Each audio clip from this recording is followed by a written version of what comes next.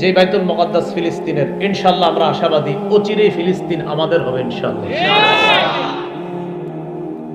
মসজিদে হারাম থেকে বাইতুল মুকাদ্দাস পর্যন্ত আল্লাহর কুদরতে রাসূল সাল্লাল্লাহু আলাইহি সাল্লামের রাত্রিকালীন যেই ভ্রমণটা সংগঠিত হয়েছে এটাকে বলা হয় ইসরা। আমি দুটো করে আপনাকে জিজ্ঞাসা করব, খালি সুবহানাল্লাহ কইব না, মুখস্থ করেন। ইসরার পারিভাষিক অর্থ হলো মসজিদে হারাম থেকে বাইতুল মুকাদ্দাস, যে বাইতুল মুকাদ্দাস ফিলিস্তিনের, ইনশাআল্লাহ আমরা আশাবাদী অচিরেই ফিলিস্তিন আমাদের হবে ইনশাআল্লাহ। এই বাইতুল মুকাদ্দাস পর্যন্ত আল্লাহর কুদরতে রাসূল সাল্লাল্লাহু আলাইহি সাল্লামের যে ভ্রমণটি হয়েছে এটাকে বলা হয় ইসরা। তাহলে আপনারা সংক্ষেপে একটা জবাব দেন তো, ইসরার সীমানাটা কোথা থেকে কতদূর? বাইতুল্লাহ থেকে বাইতুল মুকাদ্দাস, এটাকে বলা হয় ইসরা।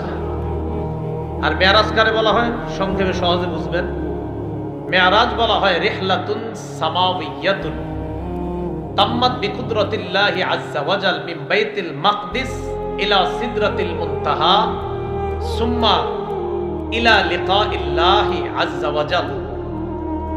মেরাজ বলা হয় যেটা আল্লাহর কুদরতে সংগঠিত হয়েছে বাইতুল মুকাদ্দাস থেকে ইলা সামাওয়াতিল উলা, ঊর্ধ্ব আসমান পর্যন্ত, সুম্মা ইলা সিদরাতিল মুনতাহা, এরপর সিদরাতুল মুনতাহা পর্যন্ত, সুম্মা লিকাইল্লাহি সুবহানাহু ওয়া তাআলা, এরপর আল্লাহর সাথে সাক্ষাৎ পর্যন্ত যেটা হয়েছে এটার নাম মেরাজ। সুবহানাল্লাহ। ইসরা মেরাজ বাইতুল মুকাদ্দাস থেকে আল্লাহ পর্যন্ত, বাস এটা মেরাজ। তাহলে পার্থক্যটা মনে থাকবে না ইনশাআল্লাহ।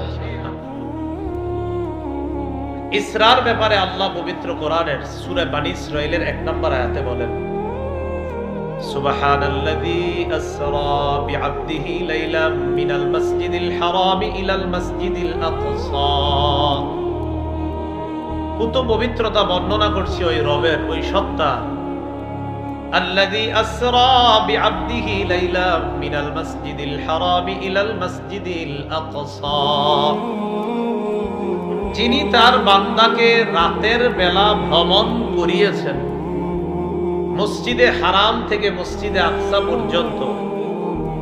আল্লাযী বারাকনা হাওলা, যেই মসজিদে আকসার চারপাশটাকে আমি বরকতময় বানিয়েছি। কেন? লিনুরিয়াহু মিন আয়াতিনা,